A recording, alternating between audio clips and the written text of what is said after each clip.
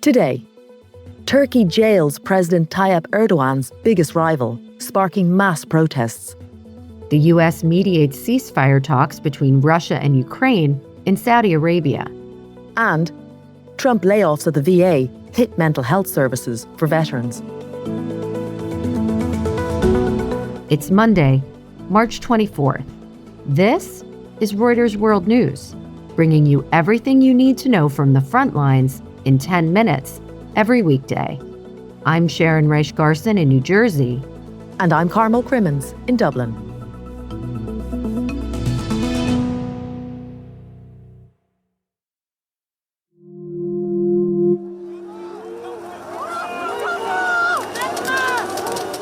The biggest protests in Turkey in more than a decade. Hundreds of thousands of people take to the streets. Police pepper spraying some as they try to push the crowd back in Istanbul. They're here to protest the arrest of the city's mayor, President Tayyip Erdogan's biggest rival. A court put him behind bars on the day he received his party's vote to run for president. Ekrem Imamoglu is in jail on corruption charges. Joining us with the latest is Turkey Bureau Chief Jonathan Spicer. Jonathan, who is Ekrem Imamoglu? Ekrem Imamoglu is Istanbul's mayor, so he heads up the country's largest city, and he is a star candidate, really, within the opposition, the main opposition party.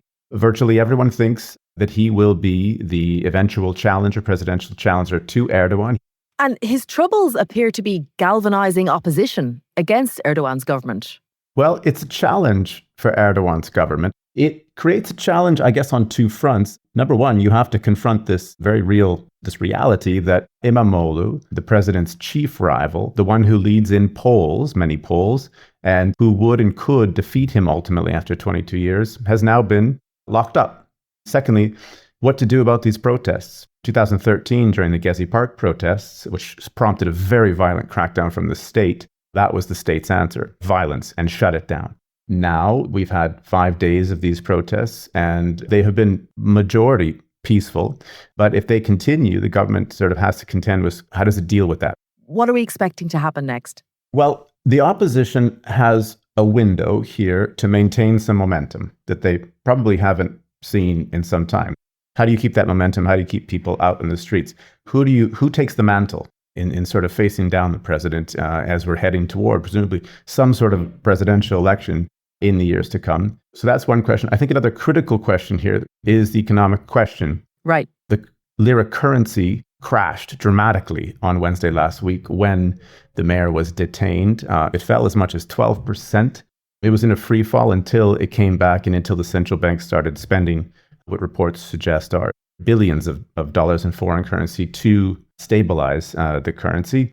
Stocks have fallen. And this is now a challenge for the government and for the country in terms of this does potentially throw up a problem or a roadblock to inflation that was coming down, to an economy that was finally trying to get back on track after years in the doldrums.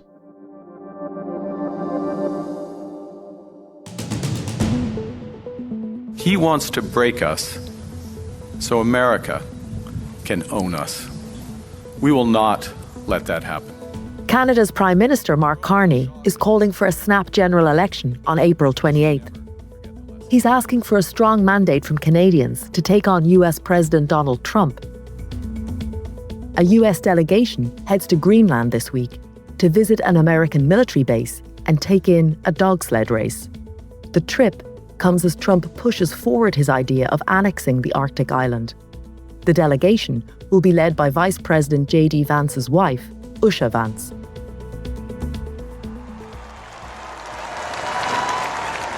Pope Francis receives a roaring welcome at the Vatican after his release from a hospital in Rome.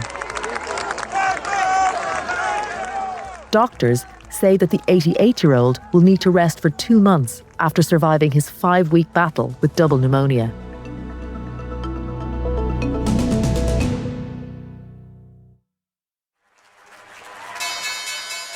Markets are starting off the week in good form on hopes that Trump's tariffs will be more measured than previously thought. Trump hinted on Friday that there could be some flexibility and said he planned to speak with Chinese President Xi Jinping. So that's helped push up US equity futures. Trump is expected to unleash a wave of tariffs on trading partners on April 2nd. And while his signal on flexibility has been welcomed, traders are wary of betting just yet that he's going to cut deals with trading partners after a roller coaster first 2 months in power. U.S. negotiators and a Russian delegation meet today in Saudi Arabia with the hopes of hammering out details of a partial ceasefire in the war with Ukraine. Moscow launched a large-scale drone attack on Kyiv just hours before Ukrainian and American delegations met on Sunday. I feel that he wants peace. The president has... Speaking to Fox News Sunday about the talks, U.S. Special Envoy Steve Witkoff played down concerns from European allies that Putin could be emboldened by a deal to invade other neighbors. Reporter Steve Holland is following the developments. The Ukraine talks in Saudi Arabia are aimed at trying to reach what's called a maritime ceasefire in the Black Sea to open up free trading routes, shipments of grain, fuel, and so forth.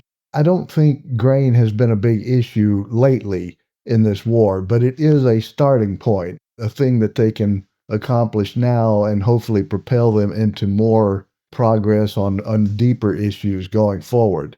They're also going to talk about the broader contours of a ceasefire between Ukraine and Russia to try to end the fighting and along there. But they're very far apart. Russia still wants to control large sections of Ukraine. Ukraine wants to hold on to their own territory, plus Crimea, which Russia seized in 2014. So some major concessions will have to be made to make an agreement. Donald Trump doesn't want to keep sending weapons to Ukraine. He wants to stop the killing, as he says. So he's going to do whatever he can to try to bring the parties to some sort of ceasefire agreement. Whether that would hold or not, we're a long way from that, but this is the beginning of the possibility of a peaceful settlement. Now, you mentioned that Donald Trump wants to end this war. Steve Witkoff says he's pretty optimistic going into these talks. Steve Witkoff has been a main conduit between the United States and the Kremlin. Witkoff is getting the impression from talking to Putin that peace is possible. We don't know if Putin is playing him along or not. Witkoff is a very successful businessman, but not a deeply skilled diplomat. So we'll see how this plays out and whether there really is a possibility for peace. In the last month, the Department of Veteran Affairs has cut 2,400 jobs as part of the president's effort to shrink the federal workforce. And there are potentially more job cuts coming. More than 80,000 staff could be let go in the coming months. Our healthcare reporter, Robin Respo, has been looking at how the cuts might be impacting healthcare for some of the country's 9.3 million veterans. We spoke with 8 current and former VA employees, 5 mental health professionals, and 3 people in leadership positions. They described abrupt cancellations of some in-person and telehealth appointments. They said there was some confusion over the staffing of the Veterans Crisis Hotline. And they said that some mental health professionals who were doing telehealth or remote work as part of the back to the office mandate were trying to convert spaces within VA buildings and basically make makeshift meeting rooms in order to conduct their telehealth visits. What are you hearing from the VA? So a spokesperson there told us that the agency is working to improve care access and wait times.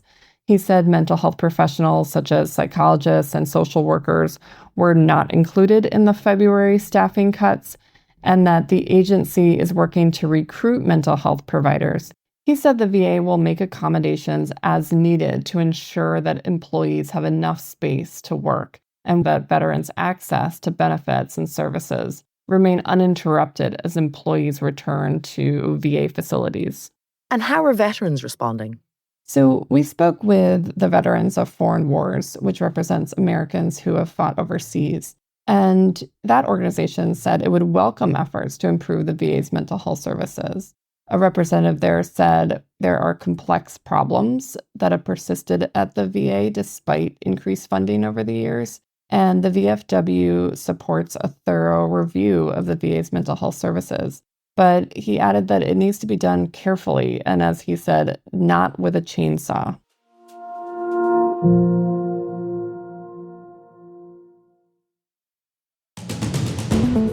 And for today's recommended read, a library which straddles the US-Canada border has become a symbol of the two countries' strained relations. The US has blocked Canadian access to the Haskell Free Library and Opera House. Canadians who used to be able to use the American entrance will now have to go through a formal border crossing point. Find out more by following the link to our story in the pod description. For more on any of the stories from today, check out Reuters.com or the Reuters app. Don't forget to follow us on your favorite podcast player. We'll be back tomorrow with our daily headline show.